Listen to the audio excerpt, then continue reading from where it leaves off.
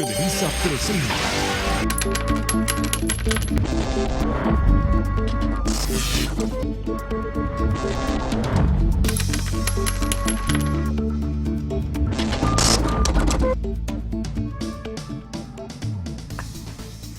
¿Qué tal? ¿Cómo está? Muy buenas noches. Concluyó la negociación entre los países que potencialmente van a integrar el Acuerdo Transpacífico, un acuerdo comercial de primera generación, un nuevo capítulo dentro de los acuerdos comerciales internacionales. Estará aquí con nosotros el secretario de Economía, Ildefonso Guajardo. Él nos va a explicar qué potencialidad tiene para México, de qué nos va a servir a los mexicanos el TPP. Soy Marco Antonio Mares, esto es Alebrijes.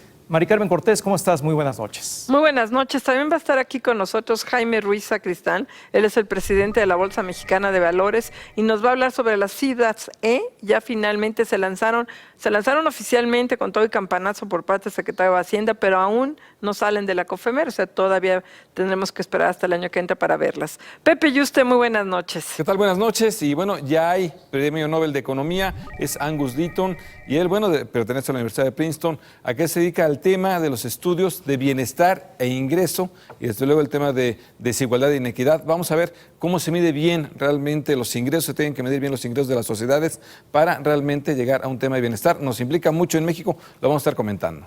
Así es, Mari Carmen, Pepe. Y bueno, en las últimas noticias que hemos venido escuchando, está una que llamó poderosamente la atención y tiene que ver con el tema fiscal, el tema de los impuestos que pagan o que no pagan correctamente las empresas multinacionales.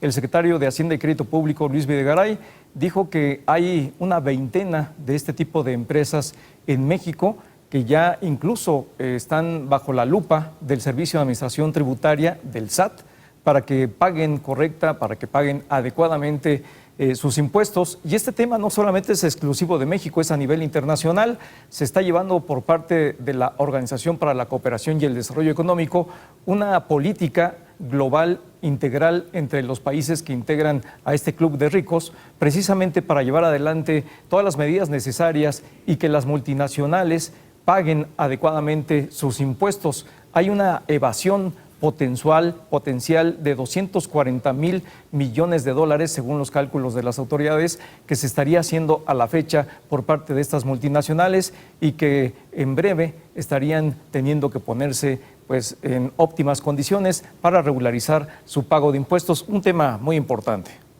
Este es un tema crucial, ¿cómo pagar impuestos en qué país? Muchas veces las multinacionales dicen, no, bueno, no te lo tengo que pagar a ti, país de origen donde genero estos ingresos e impuestos, lo voy a pagar en mi matriz, no lo pagan ni en uno ni en otro. Aquí, bueno, recordar, si bien hay relaciones binacionales y acuerdos binacionales para el tema de tributación, lo cierto es que muchas veces lo que hay es evasión de impuestos de estas multinacionales y nosotros, por ejemplo, que tenemos Ábares en una economía abierta, realmente ahí no hay problema, pero el tema es que paguen impuestos, los paguen impuestos aquí. ¿Cómo hacerlos que paguen impuestos? Bueno, revisar realmente estos ingresos, llegar a este acuerdo dentro de la OCDE. Creo que es un avance importante porque el tema que estamos viendo con las multinacionales es que, bueno, desde luego pueden llegar a engañar a todo mundo.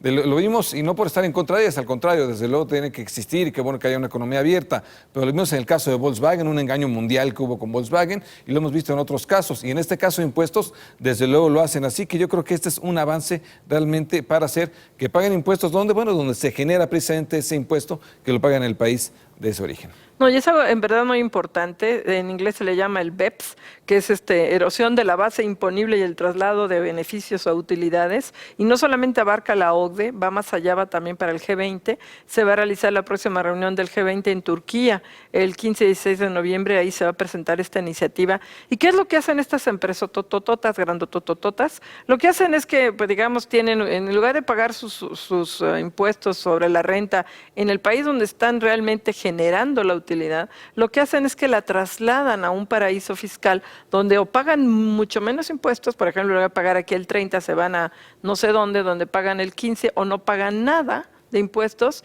y entonces a la hora de la hora resultan que no están evadiendo impuestos, pero que a través de estas triquiñuelas establecen otras empresas en paraísos fiscales. Entonces va a haber un seguimiento, va a haber un apretón de tuercas. Yo creo que es una iniciativa muy importante, pues para el beneficio de todos los países, porque ahí en los países donde está trabajando es donde deberían estar generando sus impuestos. Bueno, ya está aquí con nosotros el secretario de Economía, Ildefonso Guajardo. Ildefonso, ¿cómo estás? Muy buenas noches, gracias por estar aquí con nosotros. Gracias por la invitación. Ildefonso, finalmente se llega a un acuerdo entre los 12 países que integrarán el TPP, un acuerdo muy importante, un acuerdo transpacífico que viene a representar un nuevo ciclo en materia de acuerdos comerciales a nivel internacional. ¿Qué representa para México estar en el TPP? ¿Por qué es positivo que México se inscriba dentro de este nuevo concierto comercial? México fue país pionero en los nuevos modelos de acuerdos regionales en materia comercial. Recordarás que al cierre del siglo XX, con el Tratado de Libre Comercio de América del Norte, México fue sin duda parte del equipo de Estados Unidos, Canadá y México que inauguraron lo que iba a ser el modelo de tratados internacionales para esos 20 años. Sin duda fue el modelo para la OMC. Y hoy que finalmente se concluyen los esfuerzos, se integra una plataforma entre 3 continentes del Asia-Pacífico, 12 países de niveles de desarrollo distintos, complementarios, que dan la pauta para el siglo XXI en una nueva plataforma de comercio internacional. ¿Por qué es bueno para México? Primero, porque nos ayuda a fortalecer nuestro acceso al mercado de América del Norte. Un mercado que nos hemos beneficiado de él de los últimos 20 años, y si no hubiéramos estado en TPP, no hubiéramos cuidado la portería y haber influido en la redacción de las reglas y los textos para seguir protegiendo las cadenas de integración en América del Norte. Segundo, porque nos abre a 6 economías con las cuales no tenemos tratados de libre comercio, en el Pacífico Sur y en Asia, como Vietnam, como Nueva Zelanda, como Australia, como Brunei, como Singapur, pero al mismo tiempo profundiza el único acuerdo que teníamos con Japón, que data de hace 10 años y que no tenía el nivel de amplitud y profundidad deseado. Así es que con esto nos lanzamos a integrarnos a un grupo de países que representan el 40% del PIB global, que entre sí representan el 25% del comercio internacional, y realmente es una plataforma que va a marcar las tendencias en este nuevo ciclo. Oye, como tú bien lo dices, Ildefonso, el tema es, bueno, asegurar nuestra estadía dentro, obviamente, del principal mercado del mundo, que es Estados Unidos, del cual nos hemos beneficiado con el Tratado de Libre Comercio. Les exportamos el 70%, no hay vuelta de hoja. Ahora, ¿cómo quedan los distintos sectores? Si permite decir por tema sectorial, el sector automotriz, que hoy en día es el principal o de los principales que tenemos exportadores con cadenas de valor, ¿cómo queda el sector automotriz? ¿Qué ganamos con el sector automotriz o qué perdemos? Bueno, ese es un muy buen ejemplo para ver por qué era importante estar. Si México no hubiera estado en esa negociación, Japón y Estados Unidos se hubieran puesto de acuerdo en una regla de automotriz de contenido de origen del 30%. Y hubiera sido totalmente contrario a los intereses del sector autopartero y automotriz mexicano. Gracias a que México estuvo adentro, pugnamos por una regla de origen superior conjuntamente con Canadá y logramos una regla de contenido que nos permite seguir fortaleciendo las cadenas de valor de América del Norte. Y eso, pues dada la importancia de la industria automotriz mexicana, pues es una victoria fundamental ahora en el TPP. Ese es un excelente ejemplo de por qué estar dentro ayuda a definir las reglas a favor del interés nacional. Oye, yo desde luego honor a quien honor merece. Hay que decir que pues a lo largo, creo que desde el inicio de la administración fui muy escéptica de que se llegara a un acuerdo, y todas las veces que entrevistamos a Ildefonso Guajardo aquí en Reforma, en todos lados, él nos dijo sí va y sí va este año, y sí fue. Entonces ahí hay que decirle que tu optimismo sí fue fundado, lo cual me da gusto finalmente. Y ahora cuéntanos, hay sectores que ya están empezando a protestar. El textil, y a pesar de que Moisés Kalach, que era el presidente de la Cámara de la Industria Textil, encabezó el cuarto de junto, el cuarto de al lado, como le llama el sector privado, ya está diciendo, uy, aguas con Vietnam. Vietnam nos va a inundar de textiles baratos. Y yo creo que nos platiques un poco sobre cómo quedó, Claro. porque sí hay oportunidades, pero hay riesgos, efectivamente, y qué bueno para nosotros los usuarios, se abren mercados que nos van a traer productos importados, espero que de buena calidad. ¿Cómo va a controlar el gobierno, o cómo se controla el TPP, que no sean productos subsidiados, que no vaya a endeudarnos de dumping? ¿Qué va a pasar? Una de las cosas interesantes del TPP es que no solo actualiza el Acuerdo de Libre Comercio de América del Norte a favor de nosotros, sino que también incluye una serie de capítulos novedosos. Por ejemplo, empresas productivas o empresas controladas por el Estado, por los gobiernos. Ahí hay un capítulo que define cómo deben de entrar a operar empresas que tengan operación gubernamental. En el caso de Vietnam y Malasia tienen empresas que tienen que ver con sectores tan sencillos como el textil o como el del calzado, que compiten de manera desleal con el sector privado. Ahí tenemos como país una posición ofensiva. ¿Qué quiere decir? Que si hay algún tipo de operación en el sector textil que traiga subsidios de una empresa del Estado, podemos llevarlo a un esquema de sanciones dentro de la operación del tratado. Eso para proteger a nuestra industria textil y la industria del calzado nacional. Adicionalmente, en el caso de telas, en el caso de prendas de vestir, logramos los más amplios márgenes para desgravación. Se va hasta 16 años la protección del sector, una de las más largas existentes dentro de la liberación de TPP. O sea, el acceso al mercado mexicano está altamente regulado dentro del proceso de apertura que hicimos para no afectar a los grupos de textileros o del vestido mexicanos. Ahora, una de las cosas que fue muy importante es trabajar con la industria una agenda como la agenda contra la ilegalidad, que ha sido sumamente exitosa. Por primera vez en muchos años el sector textil está creciendo y está creciendo de manera importante gracias a que se está combatiendo el contrabando técnico, la subvaluación, y se están tomando acciones muy definidas contra la agresión que representa el comercio ilegal que se introduce a México. En este paquete se trabajó muy bien con el sector textil y no llegamos a ninguna negociación que no fuera de la mano con el consenso y con el acuerdo de los sectores productivos. Todos nos acompañaron a todas las reuniones de negociación del Cuarto Conjunto en forma permanente. Y el sector textil y del calzado y del vestido, además de que logran entrar a nuevos mercados, fuimos muy cuidadosos de que la entrada al mercado nacional fuera gradual, fuera en el mediano y largo plazo y cuidar a los sectores o los productos más sensibles de ese sector. Ildefonso, hoy sin lugar a dudas el comercio a nivel mundial tiene muchos perfiles. Uno de ellos pues tiene que ver netamente con el tema de comercio, con todos los conceptos que involucran al comercio de manera directa, pero también tiene que ver con lo que se ha registrado en los últimos tiempos en materia de guerra de divisas. Y esto en conjunto con la Secretaría de Hacienda, de manera paralela también estuvo trabajando en un mecanismo para que se evite que los gobiernos estén manipulando sus tipos de cambio y favorezcan sus actividades comerciales. En ese sentido, ¿cómo nos puedes describir la actuación de México? Muy importante, porque a lo que se trataba era cómo entrar en un tema de acuerdo de buenas prácticas en el manejo de reservas y del tema cambiario, sin tampoco limitar a los países el manejo de su política monetaria, porque tú no quieres un mecanismo que te quite autonomía en el manejo de tu política monetaria. Creo que el acuerdo al que se llegó al fin del día fue un acuerdo muy saludable, que tiene que ver con observar prácticas internacionalmente reconocidas, como en la OECD, por ejemplo. Y creo que eso le da transparencia al manejo de las reservas, a cómo intervienes en los mercados, a cómo publicitas o haces pública la acción que vas a tomar desde el punto de vista de estrategia cambiaria.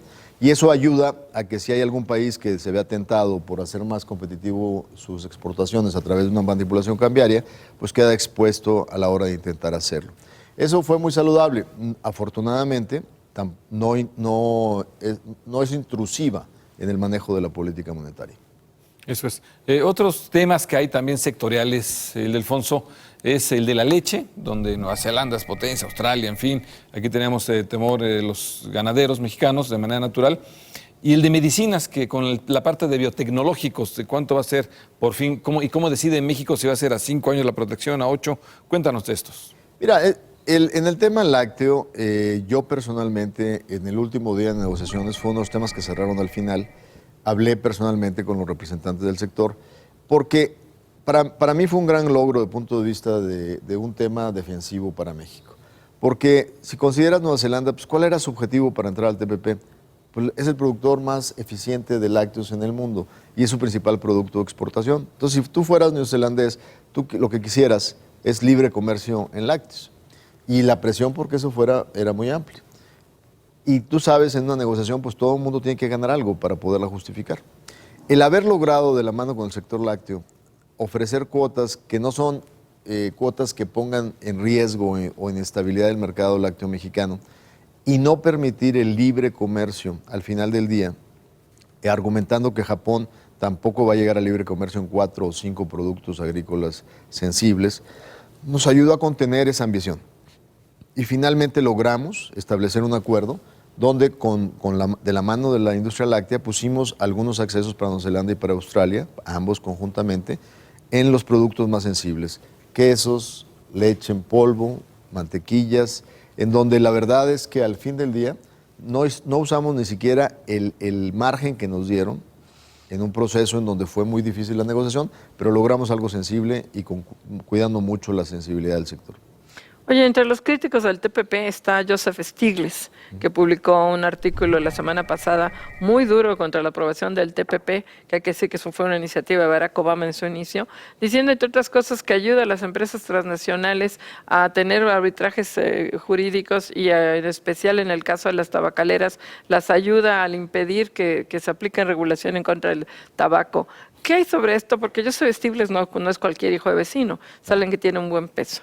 No, sin duda Stiglitz es un gran economista que nos ha ayudado mucho a conocer cómo funcionan los mercados imperfectos, pero a la hora de un tema como el TPP hay que tomarlo con un grado de análisis y de profundidad. Él dice, el acuerdo de TPP deja vulnerables a los estados en el manejo de la política antitabaco. Eso es falso. Lo que sí hicimos fue definir que los estados pueden tomar acciones que no son arbitrables en la definición de la política pública antitabaco. Lo que no le puedes quitar a ninguna empresa del mundo es su derecho a que si un gobierno le va a expropiar su predio, su planta, pues que se defienda contra expropiación. O sea, llámese tabaco, llámese auto, llámese lo que se llame. O sea, tienes que dar algunos elementos básicos de certidumbre de la propiedad, del marco jurídico, que le das a cualquier inversionista. En el caso del tabaco, lo que no le das derecho es a que te contravenga o lleve a arbitraje un gobierno por definir una política antitabaco. Eso es lo importante. Se persevera la capacidad de los estados o de los gobiernos para poder hacer políticas de salud pública sin que éstas sean de ninguna manera controvertidas por los inversionistas privados. Y eso es lo que nos importaba. O sea, no nos importaba una controversia inversionista-estado porque una tabacalera te reclamaba que le expropiaste un terreno. Tiene derecho a reclamártelo. Pero lo que es la dimensión de la política pública queda blindada contra acciones de las tabacaleras. Ildefonso, me gustaría mucho insistirte en el tema de los medicamentos, sobre todo lo que tiene que ver con los biotecnológicos. México ha mantenido una posición y al final, ya que se llegó a esta conclusión, a este acuerdo del TPP, ¿cómo queda México? ¿Realmente México estaba entre la innovación y las patentes, el número de años de patentes? ¿Cómo queda México? Mira, ese fue uno de los mejores ejemplos de la buena coordinación intergubernamental. Mi equipo de negociadores expertos en materia de propiedad intelectual se fueron de la mano con la COFEPRIS de Miquel Arriola. Hicieron una estrategia de negociación muy buena. ¿Por qué? Porque era necesario ser muy cuidadosos en esa negociación. Porque habría que mantener la eficiencia con la que COFEPRIS ha ido avanzando en la modernización de sus temas. Y eso fue muy bueno porque logramos que se reflejara en el acuerdo qué es lo que ha hecho COFEPRIS y se le reconoce que hay muchos procedimientos que no necesitan sujetarse a nuevas disposiciones porque para nosotros ya los hacemos y los hacemos de una manera muy eficiente. A la hora de enfrentar el dilema para biotecnológicos, simplemente Estados Unidos empezó solicitando 12 años de protección. Muchos países no teníamos ningún tipo de protección para biotecnológicos, pero la lógica es que tienes que llevar a un punto intermedio y ese punto intermedio se abre entre los 5 y los 8 años dependiendo de los sistemas que cada quien haya implementado, que de manera efectiva te da una protección de 5 años más procedimientos internos equivalentes por 3, que son equivalentes a 8 años, ¿no? En ese sentido, ¿por qué es importante tener esa protección de datos? Para poder incentivar la innovación y la aplicación en tu país de nuevas soluciones médicas en la generación de las medicinas biotecnológicas. Les doy un ejemplo. En el caso, por ejemplo, de la hepatitis C, que lo platicábamos el otro día. Hoy, con farmaquímicos, tú solo administras la hepatitis C, no la curas. Sin embargo, ya hay un biotecnológico que te la puede curar con 97% de probabilidad. Es más caro esa dosis de biotecnológico que la de la farmacoquímica. Pero desde el punto de vista del costo en el periodo de vida del paciente, es mucho más eficiente utilizar la biológica. Si tú no le das un incentivo de protección para que se desarrolle la biotecnología en medicina, pues entonces vas a estar limitando a tu población a soluciones ineficientes en el sector salud y a una prolongación de enfermedades crónicas innecesarias. Entonces, se logró el equilibrio fino entre no dar rentas monopólicas más allá de lo necesario y un periodo de incentivos para generar las soluciones biotecnológicas eficientes. Y ese debate yo creo que se va a transparentar. En 30 días tendremos todos los textos en las plataformas informáticas de todos los países para que se pueda escrutinizar, para que se pueda analizar, para que se pueda revisar. Está muy bien. Oye, Alfonso, en el tema de lo que sigue, que obviamente va a ser el proceso legislativo, la aprobación de México a través del Senado y de todos los demás países, ¿cómo convencerlos? ¿Cómo decirles a los legisladores esto es bueno? Y obviamente también puede haber riesgos. Cuéntanos del balance que se puede hacer con el TPP, México en el TPP. Yo te diría que en materia de comercio internacional, México ha sido un país muy exitoso desde la decisión de abrir la economía mexicana. Hoy la economía mexicana representa más del 60%, el comercio exterior representa el 63% del Producto Interno Bruto. Y cuando tú analizas la dinámica de crecimiento y de aceleración a través del tiempo, cada vez que tenemos una crisis, quien nos saca de la crisis desde el punto de vista de motor es el motor externo. Y lo puedes evidenciar en cada rebote positivo de la economía mexicana. Esto ha generado una dinámica de desarrollo diferencial en el país, sobre todo beneficiando el norte, el centro occidente. Por eso la propuesta del presidente de las zonas económicas especiales. Pero es bien importante resaltar que en 20 años de libre comercio exponenciamos nuestras exportaciones multiplicadas por 8. De 100,000 millones de dólares de comercio exterior, llegamos a 800,000 millones de dólares de comercio exterior. Esto ha sido, sin duda, un incremento importante y muy, muy, muy especial. Cuando analizas TPP, ¿por qué TPP tiene todavía mejores posibilidades que TLC de América del Norte?